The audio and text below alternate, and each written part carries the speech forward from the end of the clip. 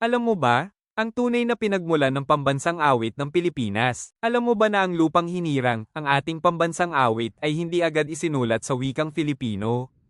At alam mo bang una itong tinugtog bago pa magkaroon ng lyrics? Sino ang lumikha ng pambansang awit? Ang musika ng ating pambansang awit ay komposisyon ni Julian Felipe, isang Pilipinong music hero at revolusyonaryo.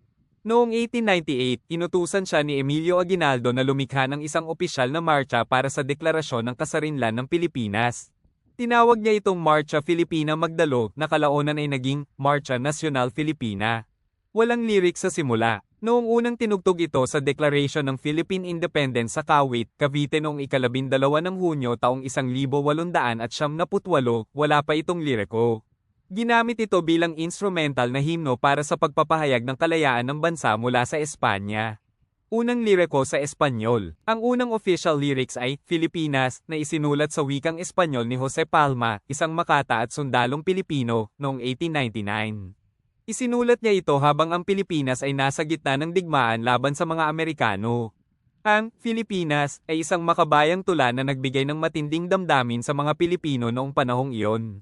Bawal kantahin noon. Noong panahon ng pananakop ng Amerika, ipinagbawal ang pagtugtog at pagkanta ng ating pambansang awit.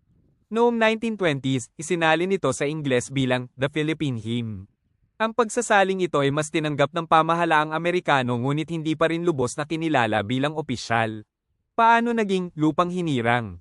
Noong 1940, ang awitin ay isinalin sa Filipino at ginamit sa mga pampublikong paaralan. Noong 1956, opisyal nang kinilala ang salin sa Filipino na may pamagat na Lupang Hinirang. Noong 1998, sa bisa ng Republic Act No. 8491 of Flag and Heraldry Code of the Philippines, opisyal na itinatag na ang Lupang Hinirang ang pambansang awit ng Pilipinas at dapat itong kantahin sa wikang Filipino lamang. Isipin mo, ang ating pambansang awit ay dumaan sa maraming pagbabago bago ito naging Lupang Hinirang. Pero alam mo ba kung paano ito unang isinulat? Ito ang Simply Marjun Channel, ang tambayan ng mga kwentong di mo aakalain.